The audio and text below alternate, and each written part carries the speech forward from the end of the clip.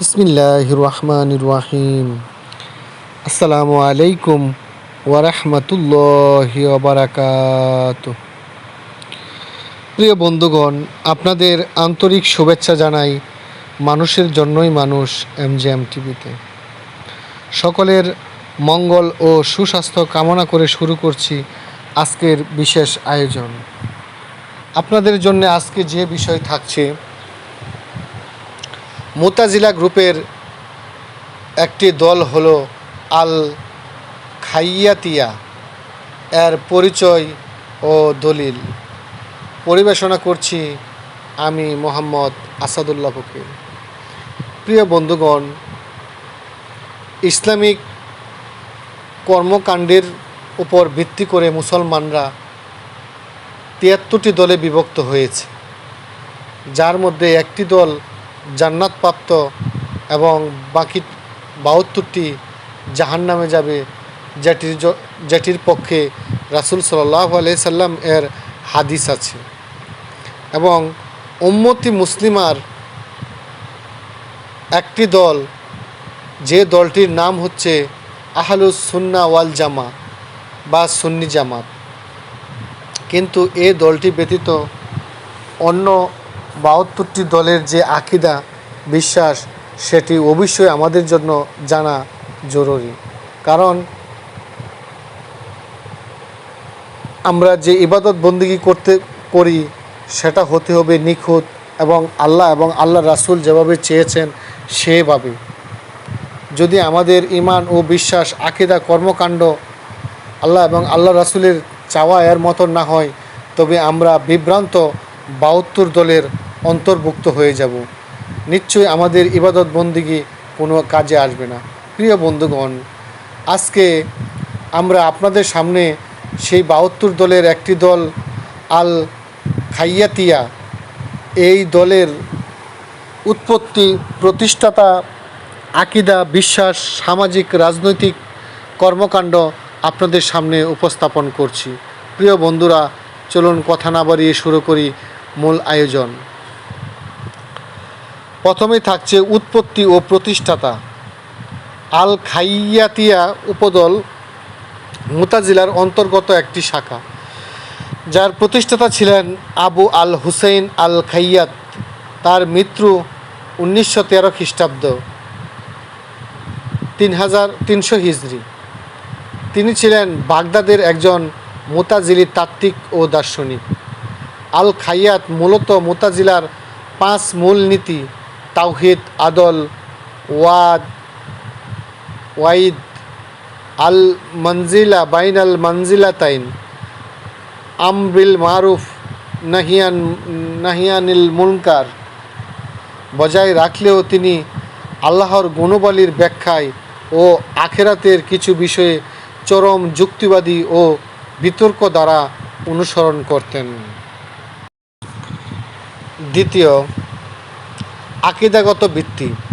আল খাইয়াতিয়া দল বিশ্বাস করত যে আল্লাহর গুণাবলী তার সত্তার বাইরে আলাদা কিছু নয়, বরং সব গুণ তার সত্তারই অংশ।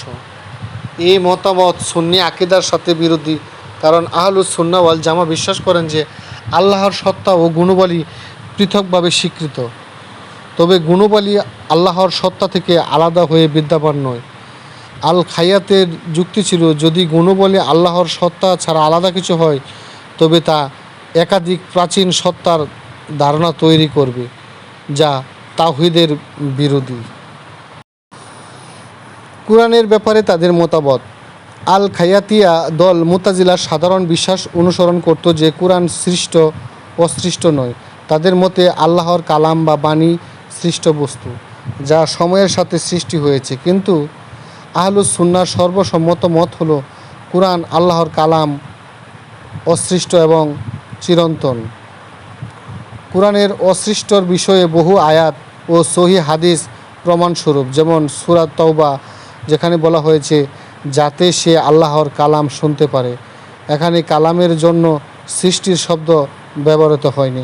কিন্তু এ নিয়ে আহলুস সুন্নাহ ওয়াল জামায়ার বিভিন্ন আইম আল্লাহ দুটি মতামতকে প্রাধান্য দিয়েছে, যে কুরআন আল্লাহর সৃষ্টি যেমন তেমন আল্লাহর বাণী। সুতরাং এক্ষেত্রে মধ্যপন্থা অবলম্বন করাই ভালো, কারণ একমাত্র আল্লাহ তাআলা ব্যতীত যাহা কিছু আছে সকল কিছুই মাখলুক, তিনি একমাত্র খালেক। প্রিয় বন্ধুগণ, আখেরাত সম্পর্কিত বিশ্বাস। আল খাইয়াতিয়া দল আখেরাতের আল্লাহর দর্শন রয়াতুল্লাহ অস্বীকার করত। তারা বলতো আল্লাহকে দেখা সম্ভব নয়, কারণ দেখা মানে আকার, দিক ও অবস্থান নির্ধারণ করা, যাতে তাদের মতে আল্লাহর জন্য অসম্ভব। অথচ আহলুস সুন্নাহ কুরআন হাদিসের ভিত্তিতে বিশ্বাস করেন মুমিনরা জান্নাতে আল্লাহ দেখতে পাবে। সূরা কিয়ামা 22-23, সহিহ বুখারী, সহিহ মুসলিমের হাদিস। ইবাদতে তারা ইসলামের মূল কাঠামো মেনে চললেও আকীদাগত বিকৃতির কারণে তাদের আমল সঠিক পথে ছিল না, কারণ ঈমান শুধু বাহ্যিক আমল নয়, সঠিক বিশ্বাসের সাথেও সম্পর্কিত। ইমাম আশারি ও মাতুরিদি বলেছেন, ভ্রান্ত আকীদা থাকলে আমল কবুলের পথে বড় বাধা সৃষ্টি হয়। ষষ্ঠ প্যারায় দার্শনিক প্রভাব। আল খাইয়াত ছিলেন তর্কশাস্ত্রে পারদর্শী এবং তার দল গ্রিক দর্শন ও যুক্তিবিদ্যার ব্যাপক প্রভাব গ্রহণ করেছিল। তাদের যুক্তি নির্ভর পদ্ধতি অনেক সময় ওয়াহির স্পষ্ট অর্থ অস্বীকার করত, যা ইসলামিক সারি ব্যাখ্যার নীতির পরিপন্থী। আহলুস সুন্নাহর খণ্ডন। ইমাম আশারি মাকালাতুল ইসলামিয়ান ও ইমাম মাতুরিদি কিতাবুত তাওহীদ স্পষ্টভাবে উল্লেখ করেছেন যে আল খাইয়াতিয়া ও অনুসরণ মুতাজিলা উপদল সমূহের আকীদা কুরআন ও হাদিসের সরল অর্থ থেকে বিচ্যুত এবং তারা তাওহীদের সঠিক অর্থ বিকৃত করেছে। অষ্টম,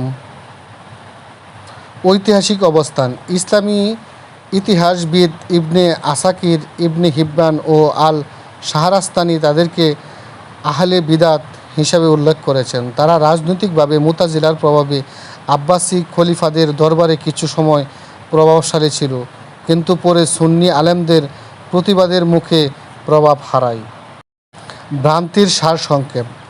আল খাইয়াতিয়া দলের প্রধান ভ্রান্তি হল আল্লাহর গুণাবলী বিষয়ে বিকৃত তত্ত্ব, কুরআনের সৃষ্টতা বিশ্বাস, আখেরাতে আল্লাহকে দেখার অস্বীকার, অতিরিক্ত যুক্তি নির্ভরতা ও ওহীর অস্বীকার।